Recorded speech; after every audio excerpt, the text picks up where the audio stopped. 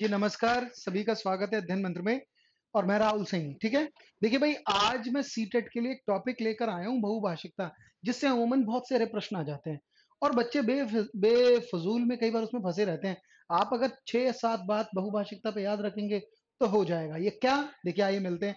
पहले तो बहुभाषिकता का अर्थ देखते हैं। थोड़ा सा ध्यान दीजिए। बहुभाषिकता का अर्थ है कक्षा में अलग अलग भाषिक पृष्ठभूमि का होना। क्या मतलब? कि भाई मेरी एक कक्षा है, मैं टीचर हूं, मेरी क्लास में अलग अलग भाषा के बच्चे हैं। इसे हम कई बार इंक्लूसिव क्लास भी कहते हैं, समावेशी कक्षा, कि सभी बच्चों को समान रूप से बैठा रखा है। लेकिन मैं तो सिर्फ बहुभाषिकता की बात कर रहा हूं। बहु माने ज्यादा भाषिकता, एक ही कक्षा में बहुत सारी तरह के भाषा के बच्चों का होना। तो कक्षा में अलग अलग भाषिक पृष्ठभूमि का होना बहुभाषिकता कहलाता है। तो देखिए, सीधी सीधी बात है, कई बच्चे हैं, कोई तमिल बोलता है, किसी की मातृभाषा अंग्रेजी है, किसी की उर्दू है, किसी की पंजाबी है, किसी की मराठी है। अलग अलग भाषा के बच्चों का होना बहुभाषिकता है। और इससे एक प्रॉब्लम पता क्या आती है? एक टीचर है, टीचर इस क्लास को हैंडल कैसे करेगा? और टीचर मान लीजिए हिंदी पढ़ाने जा रहा है। अब टीचर को तो हिंदी आती है, टीचर इनकी भाषा जानता नहीं है और ये इस भाषा को नहीं जानते। तो इस क्लास को टीचर हैंडल कैसे करेगा? कैसे अपनी भाषा पढ़ा देगा और दूसरे समझ जाएंगे? तो थोड़ी सी एक बात ध्यान रखना, ज्यादातर प्रश्न टीचर पॉइंट ऑफ व्यू से ही आते हैं कि टीचर इस वाली क्लास को कैसे हैंडल करेगा, क्या दृश्य श्रव्य सामग्री देगा, क्या क्या करे। तो थोड़ा सा एक बात ध्यान रखना। पर कहीं ना कहीं इतना भी ध्यान होना चाहिए कि टीचर को बहुभाषिकता का भी थोड़ा बहुत ज्ञान हो, बच्चों की भाषाओं से परिचित हो थोड़ा बहुत। ठीक। एक तो ये। लेकिन देखिए, क्या कक्षा में बहुभाषिकता होनी चाहिए? पता है, कक्षा में बहुभाषिक, हमारा इंडिया डाइवर्सिटी वाला देश है, बहुभाषिकता तो बहुत है। और ये अमूमन देखा जाता है कि किसी भी कक्षा में कभी कभी बहुत तरह के बच्चे होते हैं। तो देखिए, बहुभाषिकता से फायदा क्या होता है? मान लीजिए ये गुजराती है, ये मराठी है, ये तेलुगु वाला है, और ये हिंदी वाला है, ये अंग्रेजी वाला है, कोई स्पेनिश वाला भी है, अलग अलग भाषाएं हैं। तो देखिए, जब बहुभाषिकता में ये बच्चे अपनी भाषा में बातचीत करते सारे, तो इसकी भाषा का ये मान लीजिए गुजराती है और ये हिंदी वाला है, तो ये बच्चा गुजराती से भी तो परिचित होता है। और जब ये आपस में अपनी अपनी भाषाओं से बात करते हैं तो बच्चे, कई सारे बच्चे कई भाषा सीख लेते हैं। और जब कई भाषा सीख लेते हैं तो एक से अधिक भाषाओं का होना बहुभाषिकता कहलाता है। एक से अगर किसी बच्चे को एक से अधिक भाषाएं आ गई ना, तो वो उतना ही पारंगत माना जाता है, उतना ही सोच उसकी बढ़ जाती है, ये माना जाता है। एक से अधिक भाषाओं का ज्ञान बच्चे की संज्ञानात्मक शक्ति बढ़ाता है। तो देखिए, बहुभाषिकता को शिक्षक को पोषित भी करना चाहिए। पर सीधी सीधी बात यह है, इस कक्षा को टीचर हैंडल कैसे करेगा? इसके लिए मैं आज 7 पॉइंट आपको डिस्कस करा रहा हूं। अगर आप सीख गए इसे तो देखिए, कभी भी गलत नहीं होगा। पहली बात, इसे ध्यान से रखिएगा, इससे बाहर नहीं आएगा बेटा पेपर।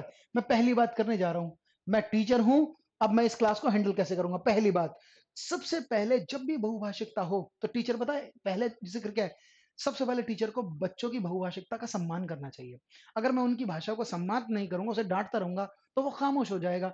इसलिए पहली जिम्मेदारी है, तभी हम बहुभाषिकता बढ़ा सकते हैं जब ये हो। तो देखिए, मैं कुछ पॉइंट लिख रहा हूं। शिक्षक को, मैं शिक्षक भी लिख रहा हूं, शिक्षक को बहुभाषिकता, बहुभाषिकता का यहां अर्थ ले जाना, हर बच्चे की अपनी अपनी मातृभाषा है, ठीक है ना?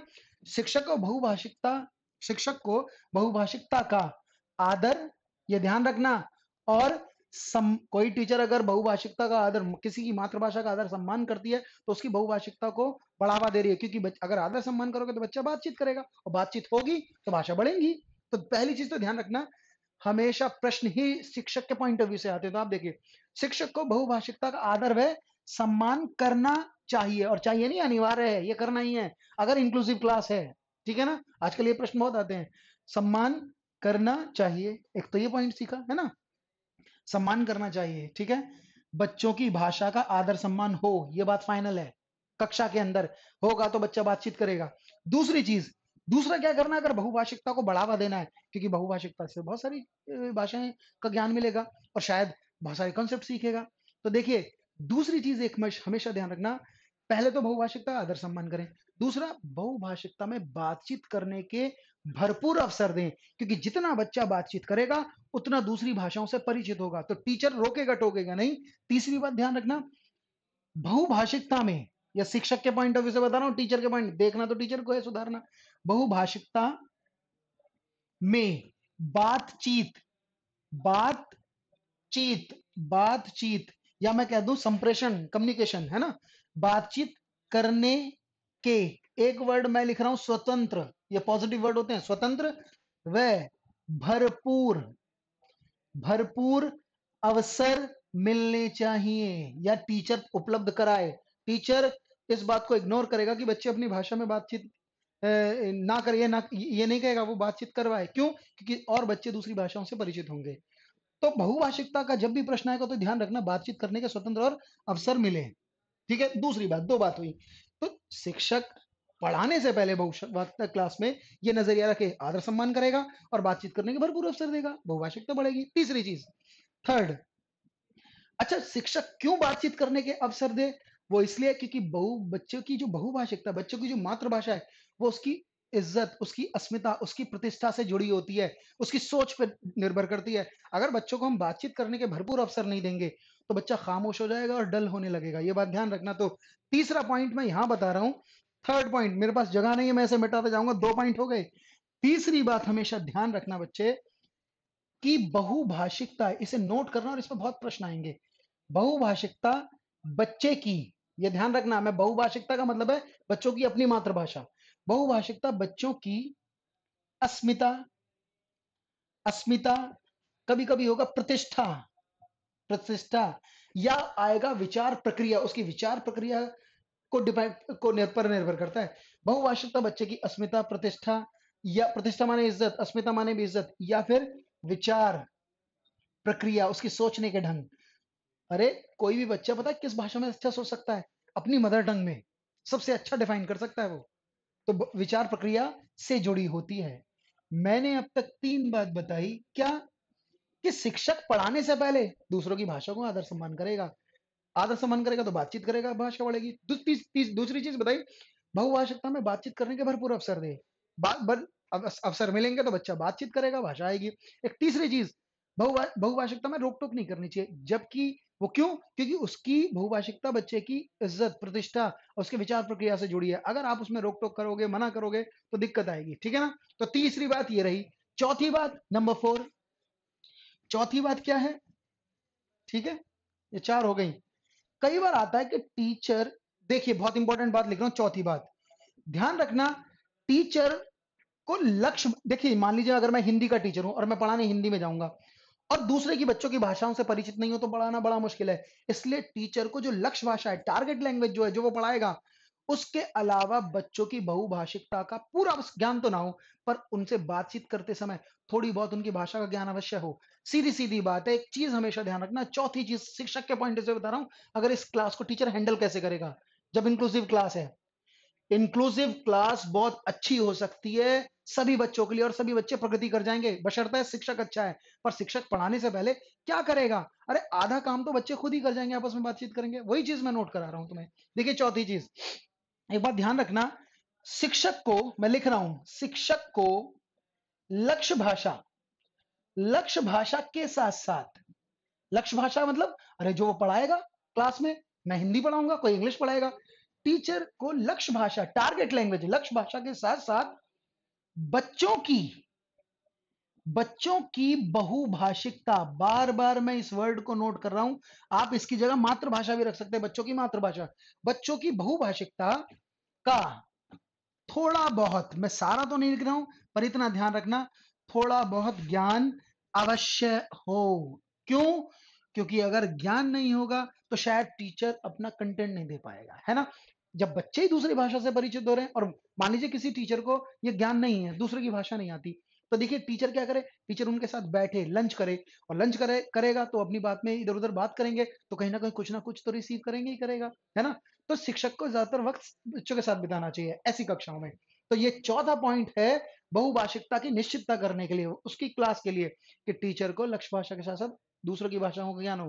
कितने पॉइंट हो गए? 4। एक पांचवा पॉइंट लिखने जा रहा हूं, फिफ्थ। कई बार पूछा गया है कि बहुभाषिकता को जटिल समस्या माननी है या संसाधन के रूप में लेनी चाहिए। अब देखिए सुनिए, एक ये भी पॉइंट पूछा गया है, इसे भी सुन लो।